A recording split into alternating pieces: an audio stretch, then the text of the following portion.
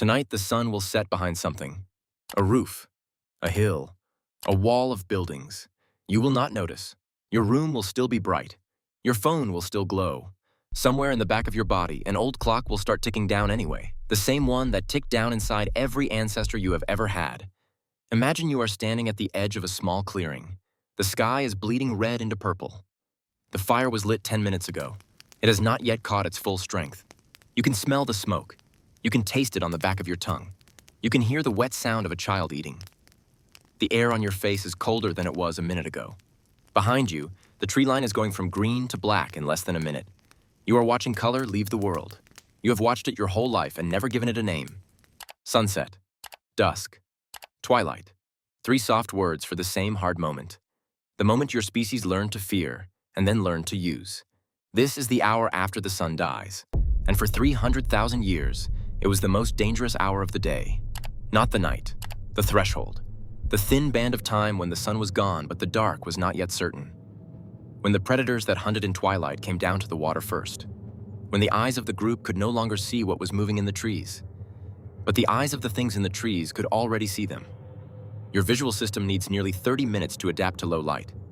A leopard's adapts in seconds, a hyena's in less. For that half hour after sunset, you were the slowest seeing animal in the valley. You were the easiest meal in the valley. And every adult around you knew it, without electricity, without a light switch, without a single artificial point of brightness on the entire planet. The dark beyond a small fire was a different country with different rules. You did not know what was in it. You could not check. You could only prepare. The body knew. The body has always known. Even now, your cortisol, the alertness hormone that should be tapering off at this hour, will spike instead. Just slightly. Just enough to make you restless. To make you finish things. To make you start walking faster, without noticing you started. So what did ancient humans actually do in this hour? When the sun died, and the sky went red, and a small group of soft animals stood between a fire that had just been lit and a darkness that was already waiting? The answer is older than language. Older than story. Older than every word you use to describe your own day. And a small part of it is still happening inside you, every single evening, in the slow shift from late afternoon to dusk that you have always written off as nothing. You feel it when you drive home. You feel it when you reach for your keys before you have decided to. You feel it in the soft, sourceless wanting to be inside, to be near a door, to be near a person, to stop walking. That want is not modern. It is older than your name. And the small figure crouched at the edge of the fire, watching the tree line, counting the children before he turned around, lived inside you long before you were born. To understand what they did, scientists had to take the hour after sunset seriously, as a thing in itself, not as the beginning of night, not as the end of day, but as its own narrow window where the rules of human survival changed completely. That window required a tool no other primate had ever owned: fire. In a place called Wonderwerk Cave in the northern Cape of South Africa, archaeologists found something almost too old to imagine. In 2012, Francesco Berna, then at Boston University, led a team that published their findings in the Proceedings of the National Academy of Sciences. Burnt animal bones and powdered ash, sealed deep inside an inner chamber. Dated to roughly 1 million years ago. The earliest solid evidence in the world of a hominin controlling fire. 1 million years of ancestors waking up, working, and watching the sun go down with the knowledge that they could keep a small piece of it alive after it left. Before fire, the dusk hour was a dangerous pause. A short window of vulnerability between day work and forced stillness. After fire, the dusk hour became something else. It became usable time. It became preparation. And it became the most important hour of the day to get exactly right. In 2014, an anthropologist named Wiessner, then at Arizona State University, published a study in the Proceedings of the National Academy of Sciences. She had spent years quietly recording conversations among the Jew Hoansi Bushmen of the Kalahari Desert, one of the last hunter-gatherer groups on Earth still living something close to the original human pattern. She compared the talk of the day to the talk of the night. The numbers were almost frightening in how clean they were. During the day, around 80% of all conversation was practical. Who is hunting where? Which plants are ready? Who owes who?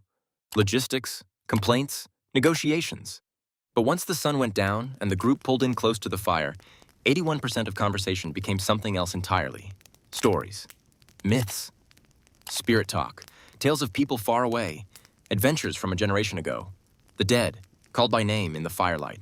Daytime talk built the day. Firelight talk built the species. Wiessner argued that the fire after sunset was where human culture was born. The first theater, the first classroom, the first place humans learned to imagine things that did not exist yet. But there is something her study circled and did not name. The hour before the Firelight talk could begin. The hour when nobody sat down. When nobody told a story. When the dusk routine had to be performed first. The way a soldier checks a perimeter or a parent checks every window before bed. In 2017, an anthropologist named David Sampson, then at the University of Toronto, lived with the Hadza of northern Tanzania. He is best known for what came out of that fieldwork later, the Sentinel hypothesis. But buried inside the same observations was a cluster of behaviors that began the moment the sun touched the horizon. The fire was tended. The children were brought in. The spears were checked. Someone counted heads. Someone looked at the tree line. Someone walked the edge of the camp once, slowly, listening. Cortisol, the alertness hormone, was supposed to be falling at this hour. Inside the Dusk camp, it spiked instead. The body knew something the calendar did not. Twilight is when leopards hunt. Twilight is when hyenas test the perimeter. Twilight is when the dark wins. And in every group, in every camp, in every clearing across 300,000 years, somebody was performing that perimeter check. Someone was the fire tender. Someone was the head counter. Someone was the one who looked at the tree line for everyone else.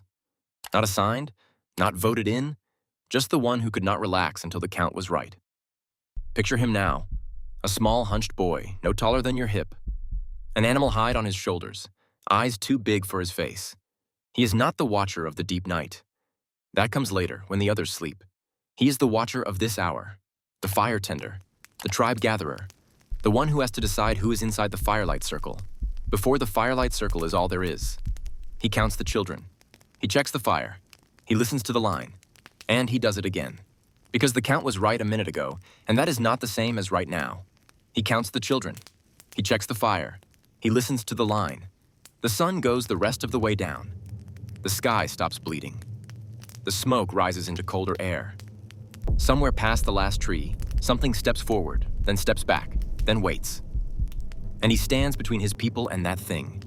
And he does the only job he was ever born to do. He counts the children. He checks the fire. He listens to the line. That figure is not a metaphor. He is a behavior pattern, written into the soft animal part of you that still wakes up at dusk. 300,000 years of him. Every evening, every clearing, every fire. You inherited him. You are still doing his job. You do it when you drive home and the sky turns. You do it when you stand in a parking lot at twilight and your shoulders pull in a half inch without your permission. You do it when the lonely walk back to your car at dusk feels different somehow than the same walk at noon. The car has not changed. The lot has not changed. You have not changed. The light has changed. And 1,000,000 years of an animal that learned what changing light meant has changed with it. Tonight, when the light starts to fall, watch yourself. You will reach for your phone without having decided to. You will check that your keys are still in your pocket. You will glance at the lock on the door before you walk past it. You will feel a quiet, sourceless pull toward home, toward people, toward a room with a closed door. You will look at the sky one more time before you go inside. You will not call any of it anything. You will not even notice you did it. But for a few seconds at dusk, in a city much safer than any clearing your ancestor ever stood in, you are doing the oldest evening work a human being can do. You are running the same checks. You are pulling the same circle tight. You are looking at the same fading sky and feeling the same small, impossible certainty that the people you love should be inside before it goes black. You are counting the children. You are checking the fire. You are listening to the line. You are the small figure at the edge of the firelight. And the sun is dying again, like it always does.